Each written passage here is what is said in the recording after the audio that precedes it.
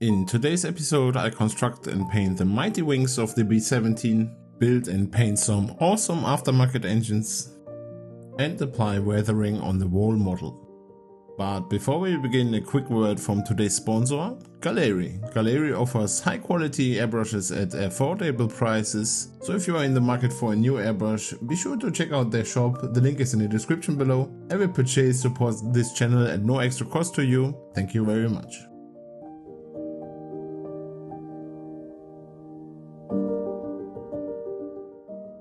As suggested by my viewer Dragon Gaming, I have decided to scrap the original plan of using the Eduard engines and will instead be going with the ones from SBS. These are significantly more detailed but a bit pricier. The set is 3D printed, so the first step is to carefully remove the support material. It's a rather tedious process requiring delicate sawing along the edges. I also recommend wearing a suitable mask while doing this to avoid inhaling any fine dust.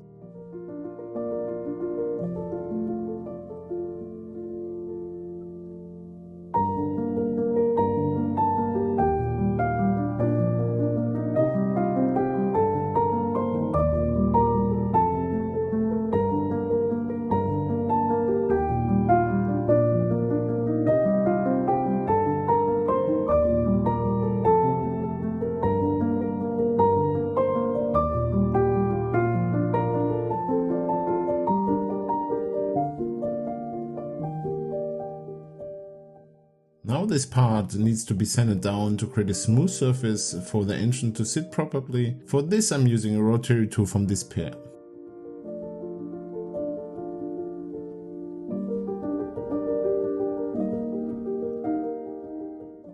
With the surface prepared and clean, it's time to apply the primer, giving the model a uniform base coat and ensuring that all the fine details are ready to take on paint.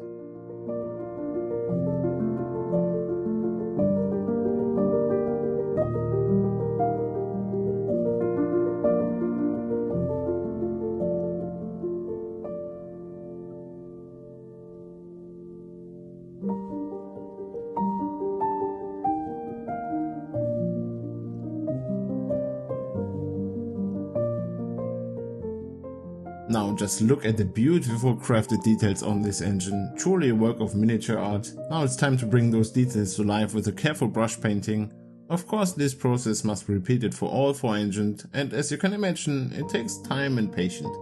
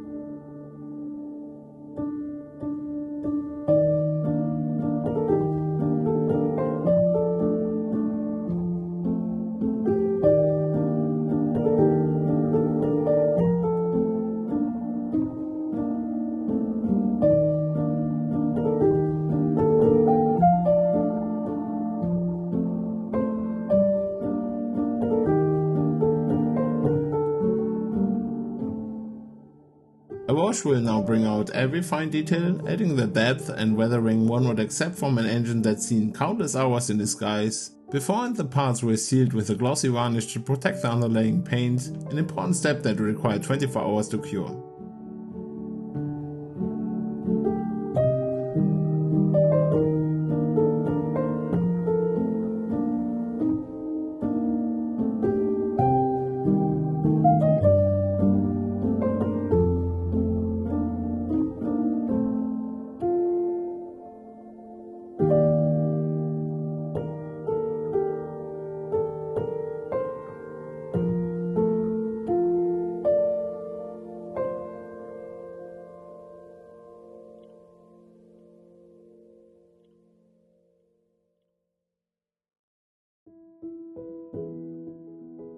In the second part of today's episode, I'm building the landing gear base, adding a bit of flair with some photo-etched parts. Sadly, most of these fine details will no longer be visible once the bomber is placed in its diorama setting, but still we know they are there and that what counts. How do you handle this in your own builds? Do you add extra details even when they'll be hidden in the final display? Let me know in the comments, I love to hear your thoughts.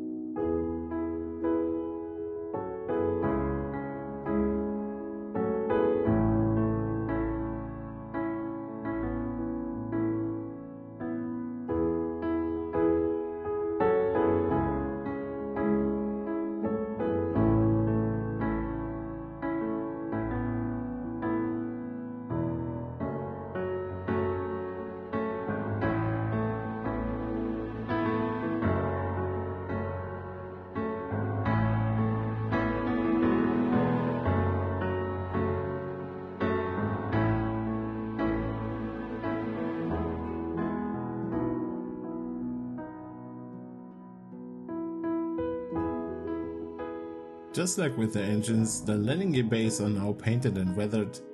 For the base color I'm using Alcohol 2, a fantastic metallic paint that must be applied in very thin layers to avoid cracking. The key here is to keep the airbrush in constant motion, ensuring an even, smooth coat. It's not an easiest technique to master, but the result is absolutely stunning.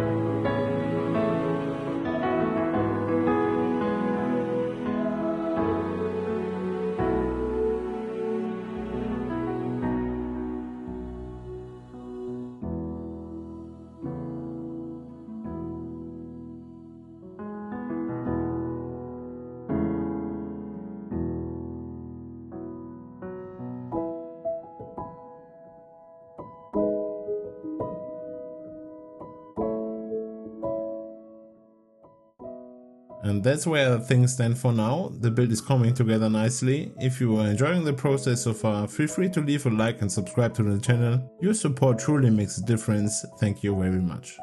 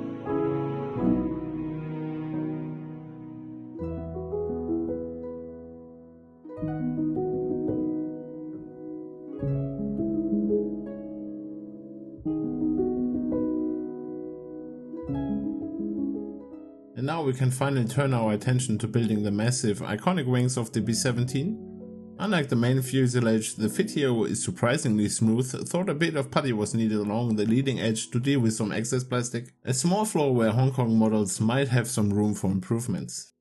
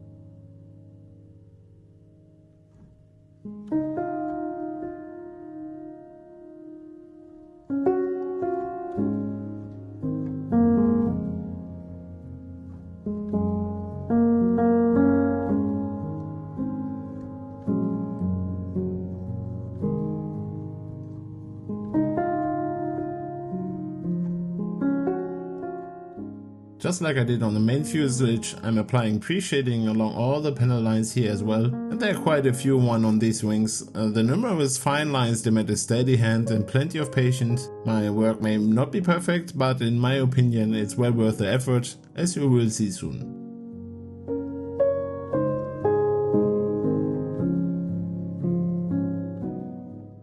Now it's time to apply the main color in thin granular layers. The goal is to build up the tone carefully, layer by layer, allowing the pre-shade to subtle shine through beneath the surface. It's a delicate balance, too much and the effect disappears, too little and it looks unfinished. But get it just right and the wings begin to whisper stories of altitude, wind and wear.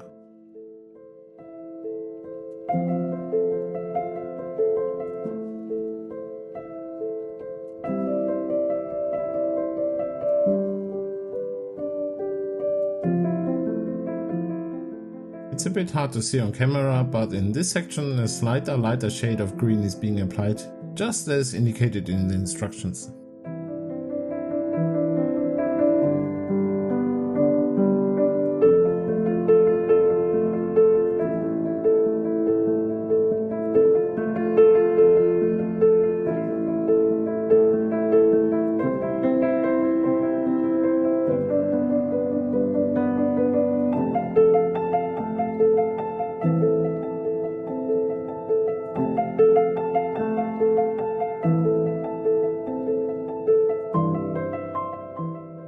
Weathering begins with the wash, which I apply across the entire model, using a different tone for the grey underside to better match the surface. It needs about 40 minutes to dry before it can be carefully removed with a sponge or cotton swab. For the best effect, I move the sponge in the direction of the airflow, creating subtle streaks that mimic the wear and grime accumulated over countless missions and long days on the airfield.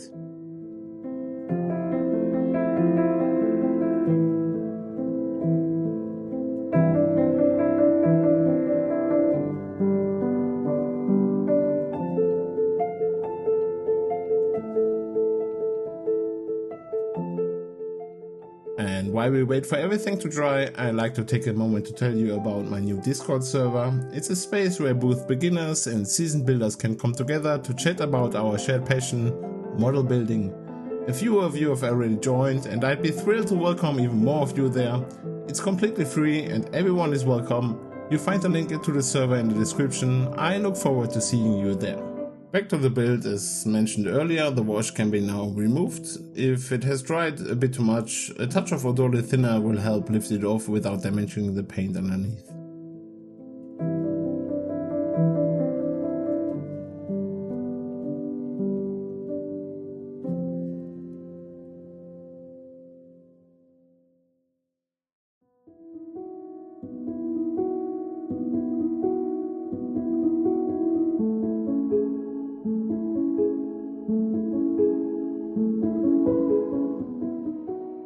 One of my favorite techniques is the oil dot filter. Tiny dots of oil paint are applied across the surface, then gently blend in with a brush dipped in odorless thinner. It's a subtle process, but a wonderfully rewarding one. You can experiment with the color, though naturally those that harmonize with the base tone work best. The result, a rich weathered finish that gives the model a sense of age, story, and soul.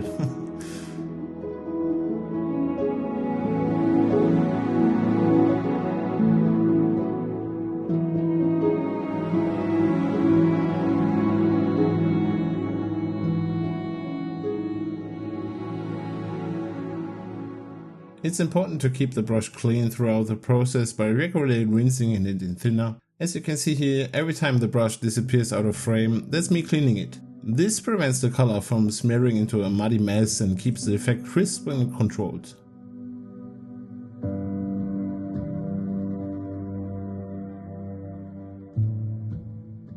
Most of the panel lines have already been filled with the initial wash, but in certain areas, the depth and the tone can be enhanced with an additional panel line wash. This helps to break up consistency and adds just an extra bit of definition where it's needed most.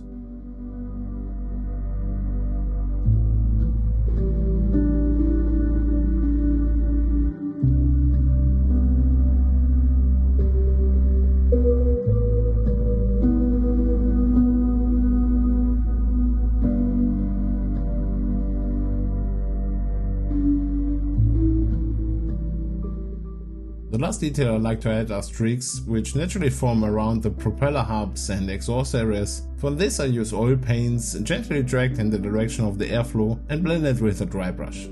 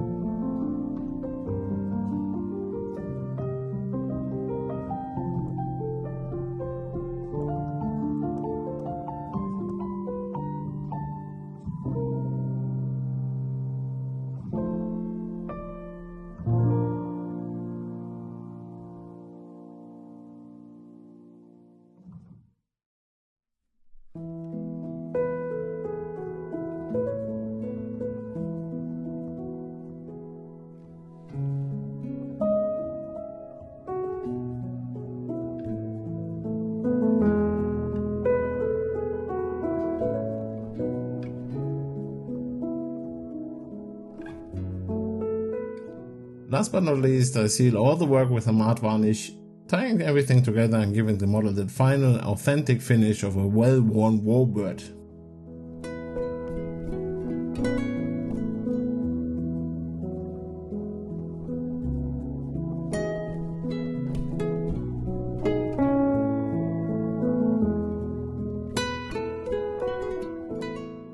And that's it for today's episode. I hope you enjoyed it. If you did, please consider leaving a like and subscribing to the channel. Thank you so much for your support. Unfortunately, I can't show you the completed model just yet, as I'm holding off on final assembly until the diorama is finished, which I'll be revealing in the next episode. Until then, have a great day, and as always, happy modeling.